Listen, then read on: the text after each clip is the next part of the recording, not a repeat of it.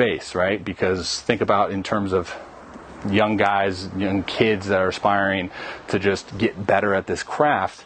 They're not great at understanding spatial awareness, body awareness, right? They're not that great at it. So if we can, do some drill progressions in which we just preset everything that we want in terms of, especially focusing on the hand path, like this is a great progression here. Let's preset equal opposite, hips into rotation, and let's just do rocker drills right here.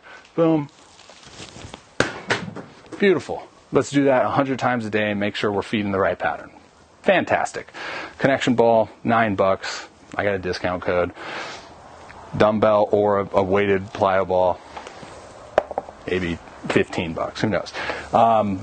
Next thing, if you've followed me for a while, you know that I'm a huge fan of this. Shout out Brian Bass. He recommended, instead of using a tennis racket, this is a tennis racket. This is a mini racquetball racket. So what you're going to see is the big difference in the length and the height of it, right? I've had a lot of success with kids just feeling powerful, feeling whippy, feeling that their arm and hand are put into the right positions along with where their body is through space by just having some dry reps with this racquetball racket. So usually the way that I start like in-person lessons is we'll do a ton of dry reps and then we'll proceed to this and we'll do a lot of these reps, and then not toward the end of the lesson, then we'll start working towards, throwing baseballs. A progression that I love is where we just do like a backwards walk, dry throws with the racket.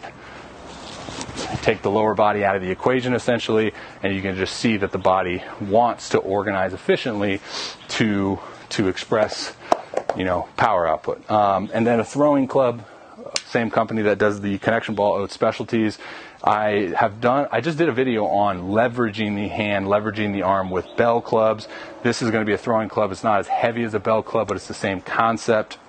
A lot of times with kids, and this is even for older guys as well, you have one pattern with a baseball, right? You have like one specific throw with a baseball, call it efficient, call it inefficient, whatever. That's a pattern. And then you give a guy that has that pattern with a baseball, like a club, a racket, a football, something different. And that pattern that they have with the baseball, cleans up with another tool.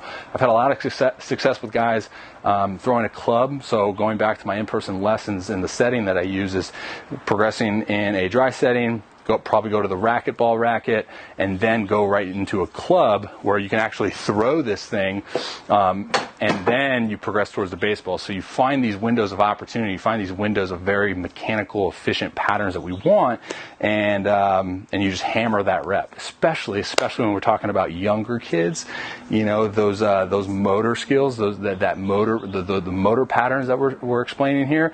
They're so sensitive to it, right? Like they're continuously downloading all of the way that their body is expressing movement into their hard drive, which is their brain, and we want to make sure that those movements that the brain is downloading are moving them or setting themselves up for success, moving them in the right direction. Now, obviously, you don't want to overwhelm a 12-year-old by saying like all these like mechanical mumbo jumbos, but as I mentioned in the beginning of this video, if we can set them up with some modalities and some progressions that get them moving in the right direction, then you won't have to fight that uphill battle of when they do get older and they have these extremely bad patterns instilled.